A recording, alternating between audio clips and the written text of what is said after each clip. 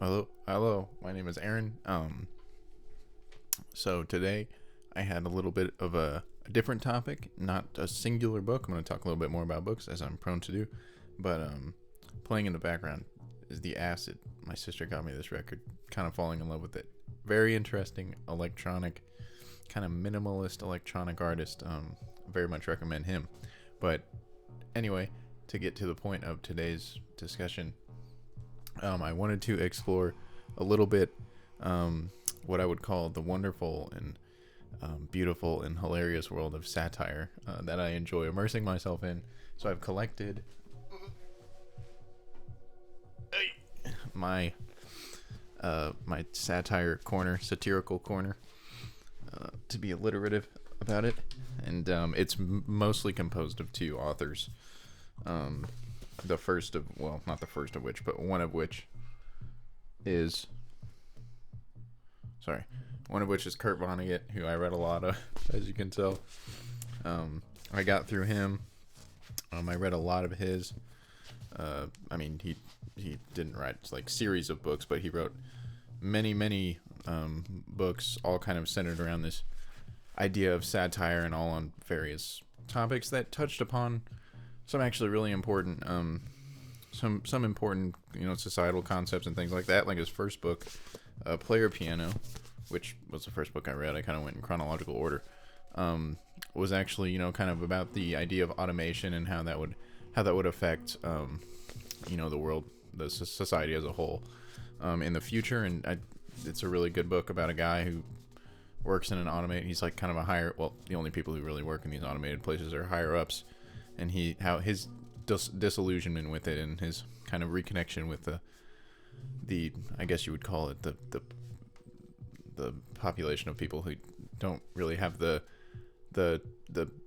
verbal intelligence, the intelligence to work with these, to kind of reach the upper echelons of society and kind of be able to still have good, meaningful jobs, because all their jobs have been displaced by robots. But one thing that I really enjoy in satire is, and this is kind of a personal thing, but the mixture of satire and science fiction. I first learned of this excellent mechanism when I first read Douglas Adams' Hitchhiker's Guide to the Galaxy, which is a great book and a great series of books. I'm just now getting into So Long and Thanks for the Fish. I've got all of them.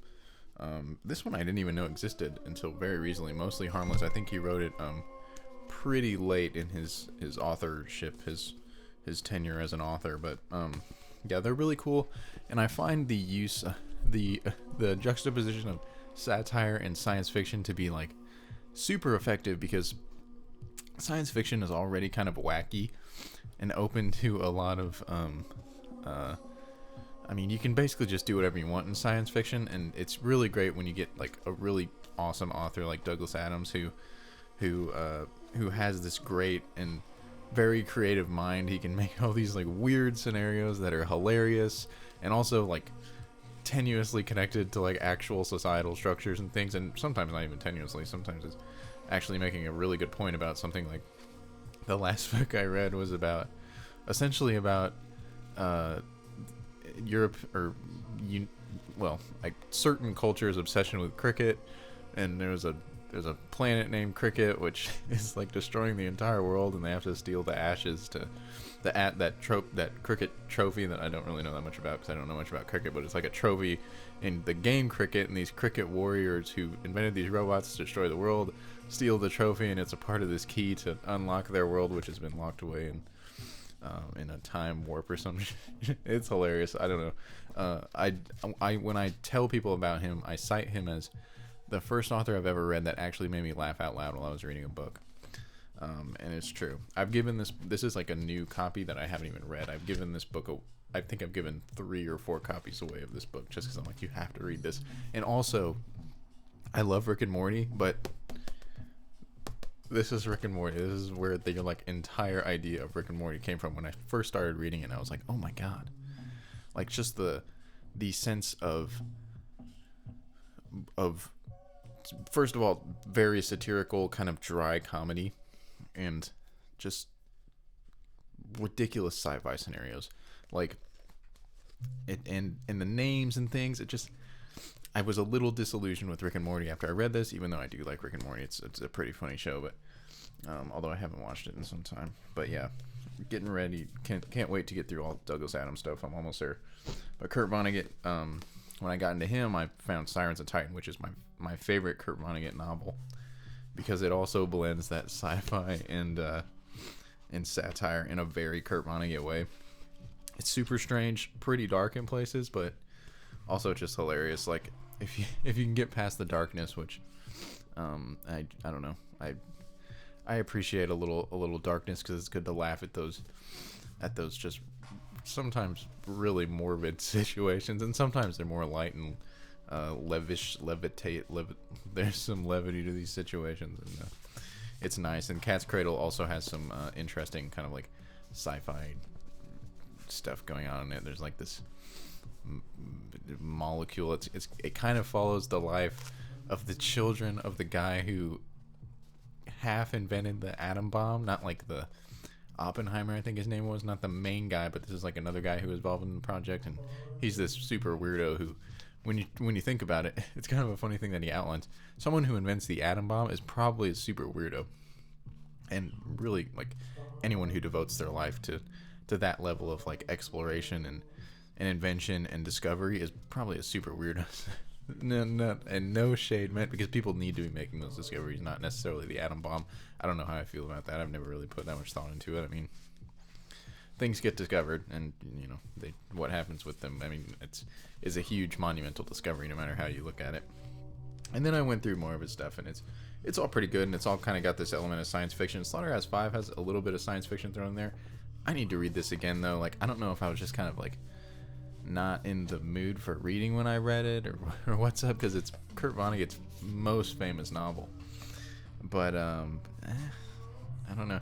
As Kurt Vonnegut kind of went on and on, I actually started enjoying his books less.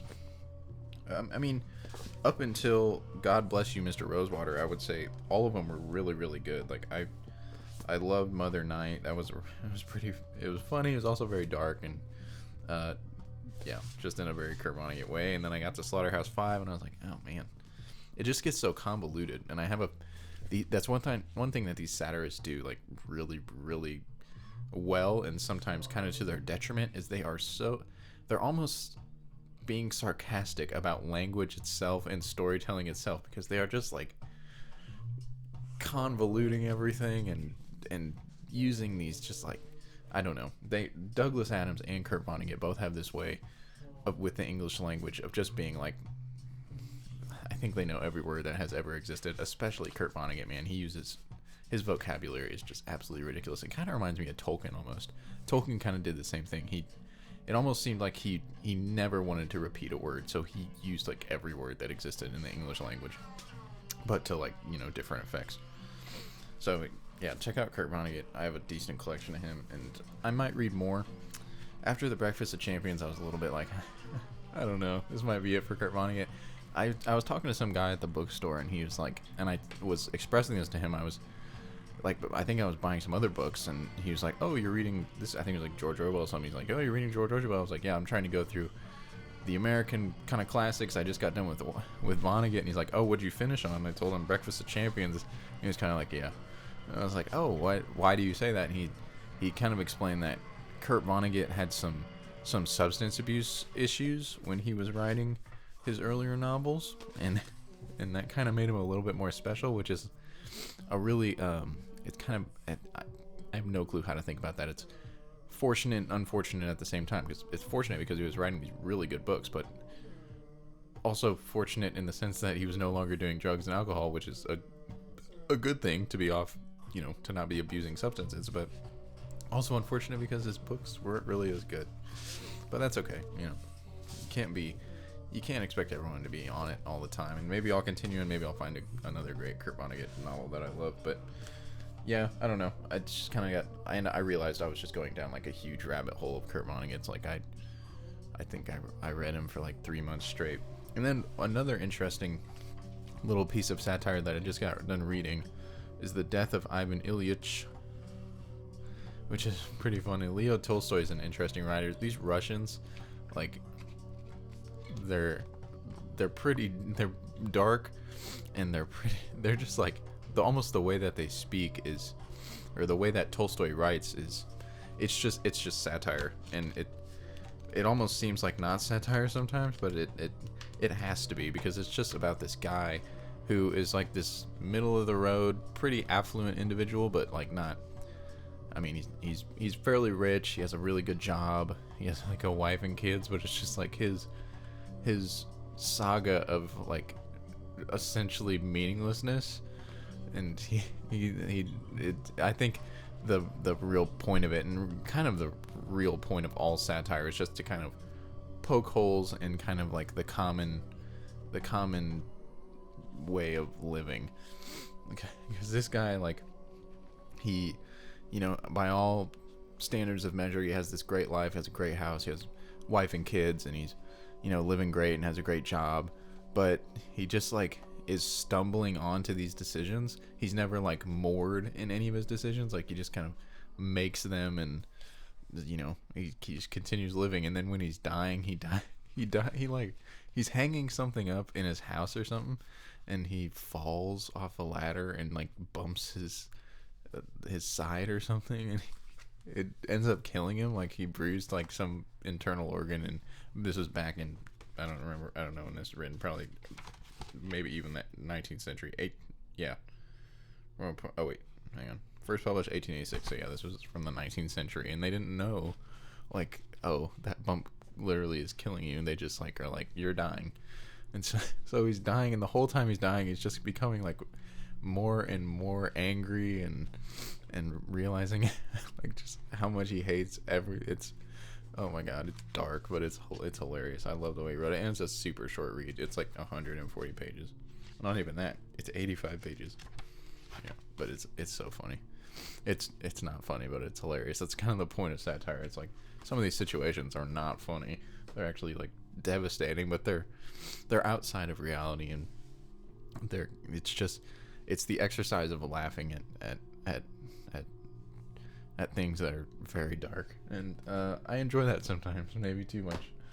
But yeah, and another thing these satirists do is they just like, especially Vonnegut and Adams, they just hardcore, like, they really play into what I would say is kind of like this kind of, and I don't know how much I agree with this, but I can certainly sympathize with it, is like the meaninglessness of it all. Adams for sure, like, because he does the whole sci-fi space thing, and he, kind of dealing with like time travel and things, and when you're reading his books, you just get this sense of like, oh Jesus Christ, like, there's all this like, he just has a very specific talent for setting up a scene in this very grandiose way, and then making it like completely unimportant. Like in the last book I just read, Life, the Universe, and Everything, he introduces this character whose entire, like, he comes in from this like spaceship, and he comes out, he's this alien figure, but his entire but he's immortal, and his entire quest of life that he has created for himself is just to insult every creature in the universe, which is impossible because there are so many things being born and dying all the time.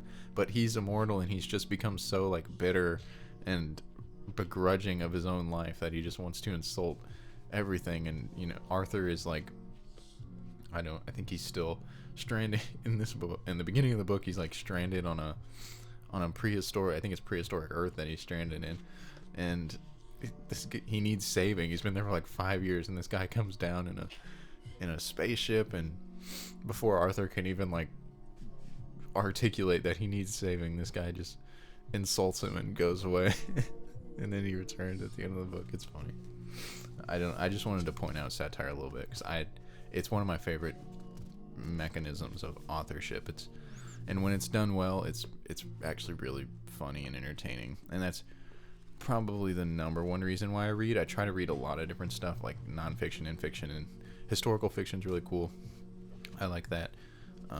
But yeah, there's when I want to be entertained by a book, like I just got done reading Jordan Peterson's the last two books, the 12 Rules for Life and then 12 More Rules for Life, and they're just so like dense and serious and it's just, there's something about them that after you read them, and even while you're reading them, you're just like, Jesus Christ, like I'm drained, and I'm yeah, it makes you think so much, and I had to reread so many lines in that book and paragraphs and things like that, and it was a little exhausting, so I just kind of wanted to get back. I realized that I had only read like 2.5 of Douglas Adams' full Hitchhiker Guide to the Galaxy series, and there's 5 books in the series, yeah. So I wanted to finish him really quick, and I'm glad I did, because it's good to, you know, kind of sparse out your books in that way. Don't read things that are just too heavy, because then, I don't know, you'll exist as this heavy person. I don't know. It just, like, when I got done reading those books, it just filled my mind. I was like, oh, good Lord. Like, it's all this psychological, it's all this kind of, it's all this search for me. Well, maybe I'll talk about those books later, but it's very in depth and heavy. And he has a book before that, which I actually have, which I don't know if I'll ever read, but called Maps of Meaning, which is like, it's essentially a textbook on the psychological underpinnings of meaning and how it pertains to humans. Which, I mean, it sounds super interesting, but it's entirely daunting, and I'm not sure I'll ever actually get to it. I just bought it on kind of a whim. I saw it and I was like, oh geez, and it was expensive. I probably shouldn't have bought it, but you know, whatever. Well, maybe I'll read it one day when I have an extra year to spare. But that's all I wanted to talk about today was satire. I was really enjoying Douglas Adams recently, and I want to share my love of satire with whoever it may be shared with. But it's Wednesday. It's hump day. I didn't even realize that, but halfway through the week. Hope everyone has a good rest of the week and a good weekend and a good remaining life, you know. Don't take it too seriously, as someone such as Douglas Adams or Kurt Vonnegut might teach us to appreciate. And on that very serious note, I will catch you later.